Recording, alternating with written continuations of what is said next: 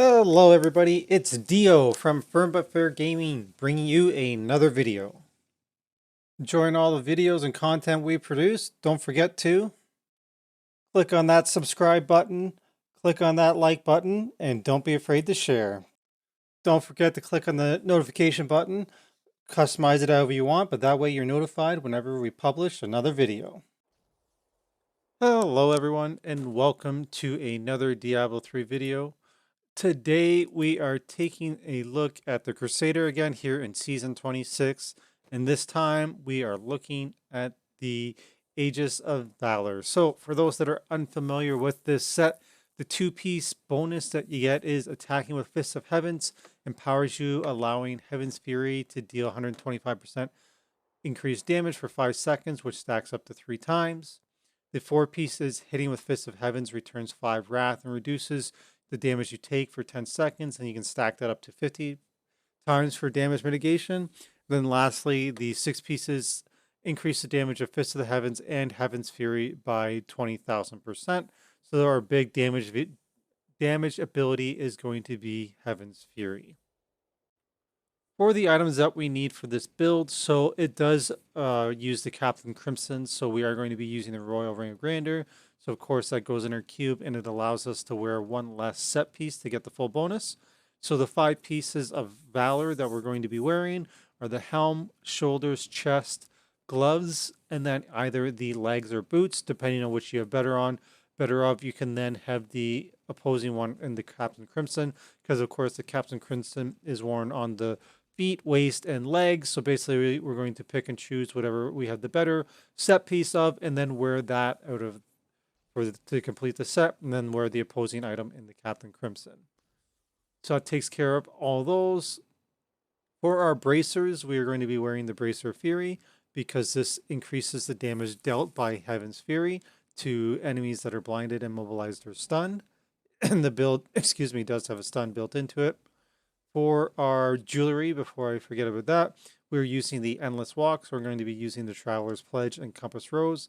So that is when we're standing still, our damage is increased, and when we're moving around, we get a damage mitigation. For the other ring that we are going to use, we're going to be using the Convention of Elements, and our element for that we're going to be looking for is Holy. And then for our weapons, this is where it varies a little bit. So I'm going to go down to the cube here because there is one mandatory item that we need. So you either need to use Fate of the Fell, or you need to have it in your cube. If you don't want to use it in the cube, then you need it as your main hand. So this particular build, we are using Fate of the Fell in the cube because it gives us the maximum 500% damage. And then we are using the Furnace to give us increased damage against elites. So this is not going to be an end game build because I think the Furnace will fall off, but this will help you start to begin to push up to about, like, I think around 125, 130 is where it might teeter out. So this is what we can use to begin with, just for the extra damage and do some elite hunting. Our shield that we're going to use is Shield of the Fury. So each time an enemy takes damage from Heaven Fury, it increases the damage, they take by 30%. That stacks up to 10 times. So that would be that build.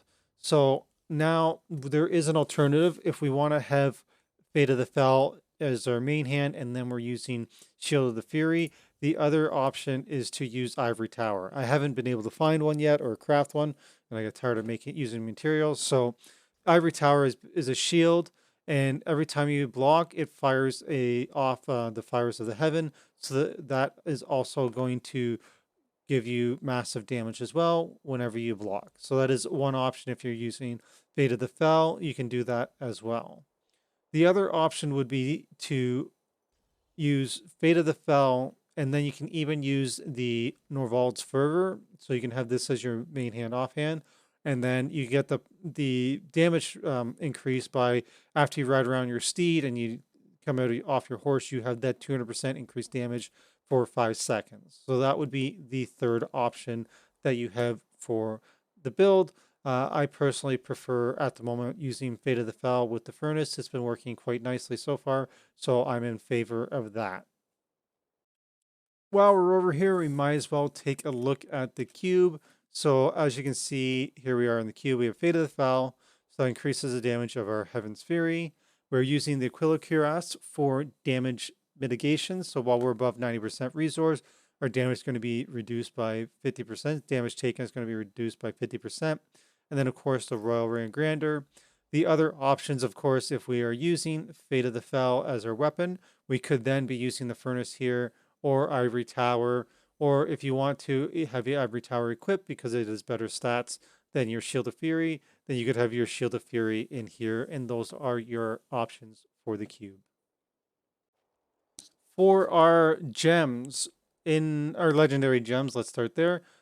We are going to be using Gogok of Swiftness because this is going to give us attack speed as well as some dodge and give us cooldown reduction to help Akrats come off cooldown as well quicker because we're going to need that. This is a high cooldown build. We're using the trusty Bane of the Trapped, so increase damage against enemies under the effects of control and parrying effects by a certain percent. And then at rank 25, we get that aura that reduces the movement speed of enemies within 15 yards by 30%, thus triggering the Bane of the Trapped. And then lastly, we're going to be using Bane of the Stricken. So this is going to give us stacking attack damage, increase in damage against targets the more we hit them. And then rank 25, we get the 25% increased damage against bosses and Rift Guardians.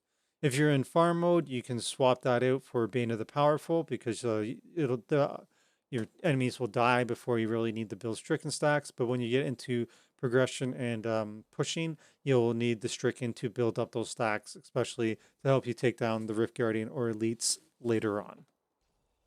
For our regular gems, we're going to be using diamonds in everything. So in our helm for cooldown and in our armor for resist all, because we are strength based, so strength turns into armor for survivability. So we're weak against magic. So then the diamonds will turn into resist all, which give us more resistance, helping us tank up that way. And then, of course, in our weapon, we're going to use an emerald for the increased critical hit damage. So the skills for this build, so we're going to have Fists of the Heavens with Fissure. So this allows us to generate our Wrath. So it costs Wrath to begin, but as you can see, they kind of pulse out. And as they hit targets, it would give us back Wrath. So it's kind of a spend and generator all at once.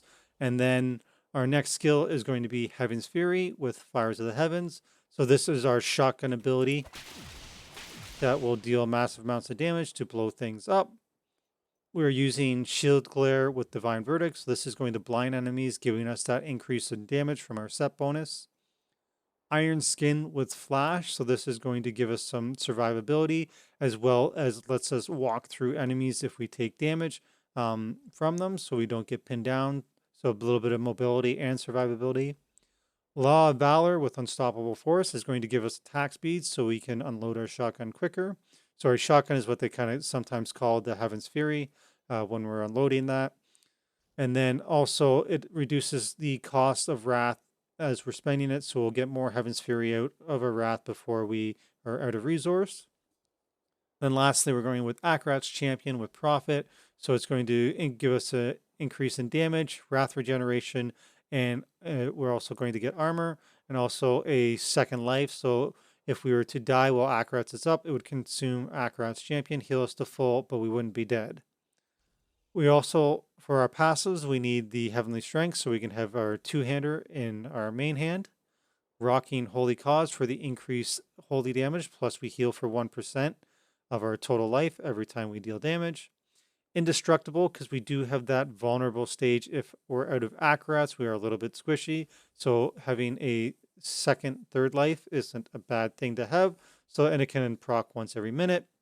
And then also we're doing with Long Arm of the Law, so increase the duration of our law so that when we use it, it lasts another 5 seconds so we don't run out of resources even, as quickly. It basically prolongs our damage dealing phase.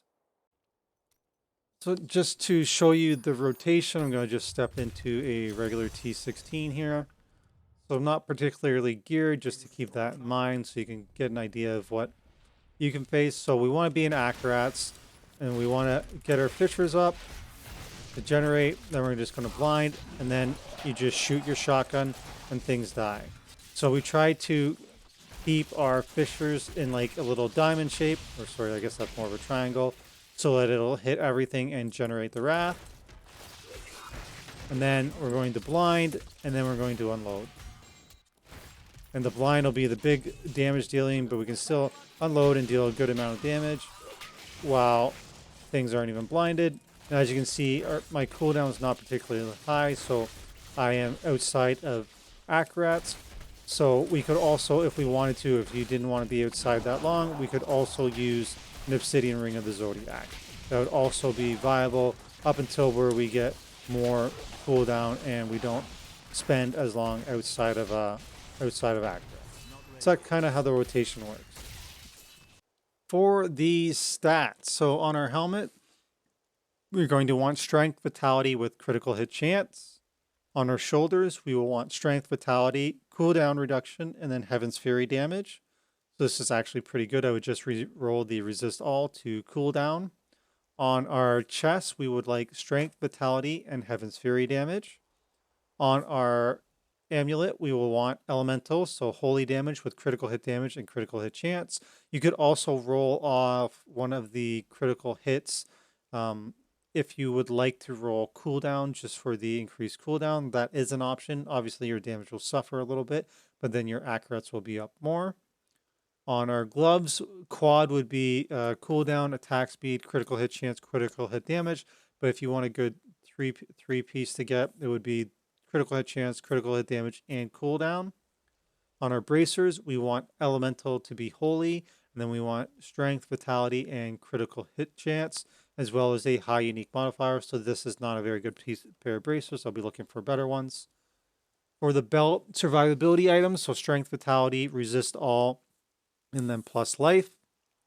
On our rings will be both crits, critical hit chance, critical hit damage, and then cooldown.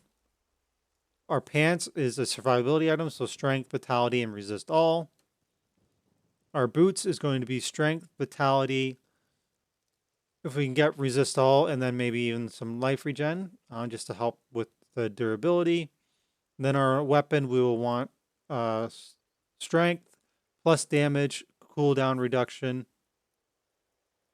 And those will be the main two that we would like there.